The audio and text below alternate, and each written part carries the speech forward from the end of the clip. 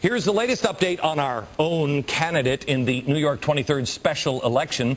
The GOP's chosen one, Dede What's-Her-Face, said she decided to, for the good of the Republican Party, drop out of the race. Look at this tender moment. It's clear that the campaign is lagging. We've had a struggle with finances. And it was time today, I think, to do the right thing, which is to release the Republican county chairs. They've stood beside me this entire time, and let them do what's best for the Republican Party. In addition to that, I think it's important to release my supporters and allow them to make a choice on who they might want to represent in the election on Tuesday.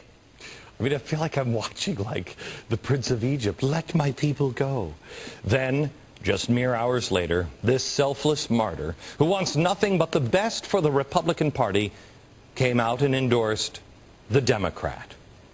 Yes, it is in the spirit that I am writing to let you know that I'm supporting Bill Owens for Congress and urge you to do the same. Whoa, what a shock here. I mean, why would she do that? Well, it could be that there's absolutely no difference anymore between the Republicans and the Democrats. There is that. Other than that, I can't think of a single reason. Look at their views. They seem to be awfully similar. One's for ACORN, and the other accepts the endorsement of ACORN. Ooh. It's what we were presented with last November with John McCain. It's what we get with Lindsey Graham and Arnold Schwarzenegger. They're progressives. We're just talking about the shocking things that are going on. John Fund is here from the Wall Street Journal, and I want to talk a little bit about who's going to the White House. But I want to just continue this conversation that we've had off the air here about the AP is running a story about a political civil war. Even if the Republicans win tomorrow, says the Associated Press, it won't solve the Republican Party problems because they have all these deep divisions and there's going to be a civil war within the party, as indicated by what happened up in the New York 23 special election. Well, how can you possibly not get that you shouldn't be running candidates that are okay with ACORN?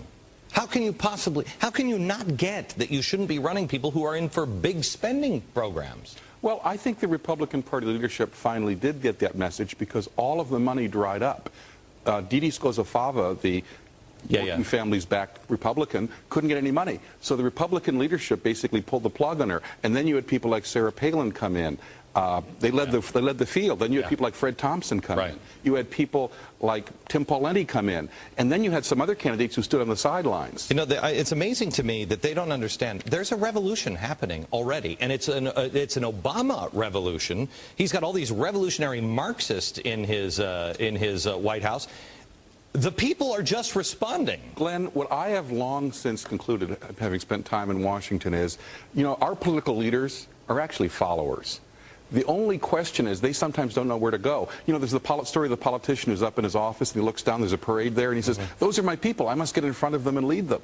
And that's what we're seeing now. Republicans went with Tom DeLay and pork barrel spending. They thought that was the way to go back then, high spending. We'll just spend in ways different from the Democrats a little bit. No, no, no, no, no. They forgot what their base, the average working American, wants. And now they're having to rediscover it again. You're forcing them to rediscover it. Let me show you. I think you won't recognize this political landscape a year from now. I said a year ago that you will not recognize this country by this coming Christmas. Now, if you were in a car accident a year ago today, and you woke up from a coma today, you would not recognize this country already, and there's more to come by Christmas. Glenn, I think the danger to our country is so great. I think we're going to see 1994, except this time it may stick. In other words, the People's Revolution that we saw in 1994, where they actually extended secure they're not going away. games. They're not going away. We're too close to losing our entire children's future. Okay, here I have the people that are showing up at the White House. These are the people we had people... the family. The family, if you will. George Soros has been visiting Barack Obama. John Podesta. These are all really the same people, are they not? Same ideas. Can you get up here, Harry? Can you get up down? Or do I need to hold them all up? The Working Family Parties is really ACORN. You can't do it, right? Okay, Working Family Parties is really ACORN. Bertha Lewis is co-chair of the Working Families Party, and she runs ACORN. Okay.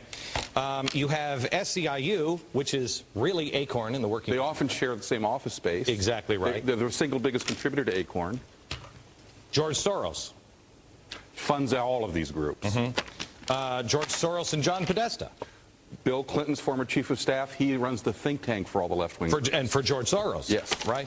And then Andy Stern. This is the guy who was the most visiting. 22 visits in 6 months. 22 visits. This is the guy that, do we have the audio of what Barack Obama said about Andy Stern? Got to play the audio, because this tells you everything. You want to know who's really controlling our country?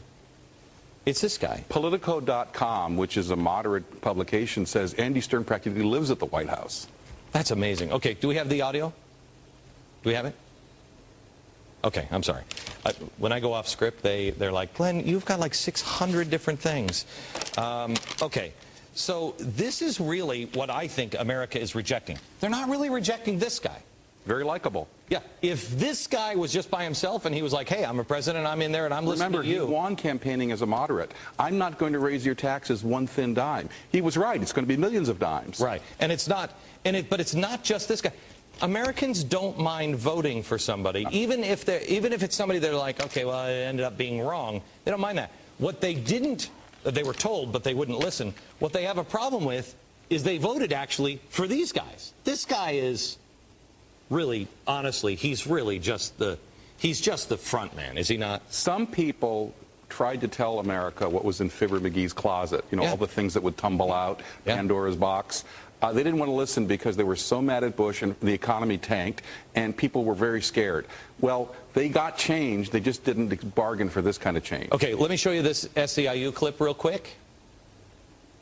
Your agenda's been my agenda in the United States Senate. Before debating health care, I talked to Andy Stern and SEIU members.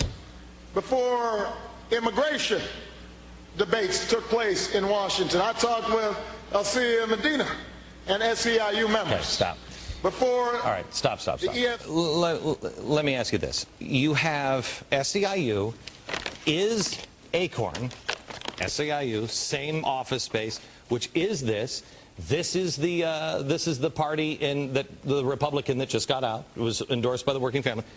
Also, in the past, accepted this. And they're all working with SEIU, correct? Yeah, SEIU is separate, but they literally, they're intermingled. They're in the same buildings. Many times. And Wade Rathke was head of 2 SEIU locals. Yes. He was the founder of ACORN. Right, okay. This is causing problems now, or one of these is causing problems now in New Jersey. Because it looks like we're playing a little game now because of what Corzine did with the voting.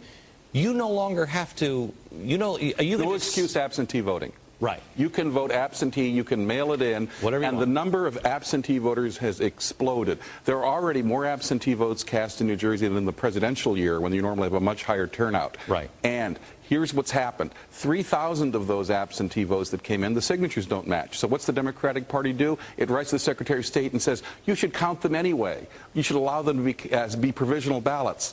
And we are seeing in Camden, I spoke to 2 voters today. They never applied for an absentee ballot, but somebody's already voted for them.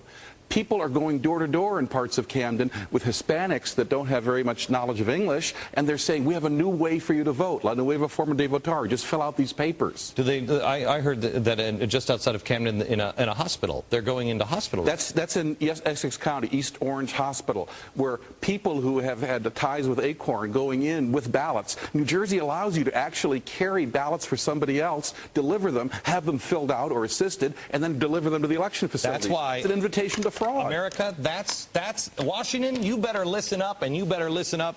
That's why America has a problem with this. All of these people. We didn't vote for these people. We don't want to see them. We don't mind if this is the guy who won.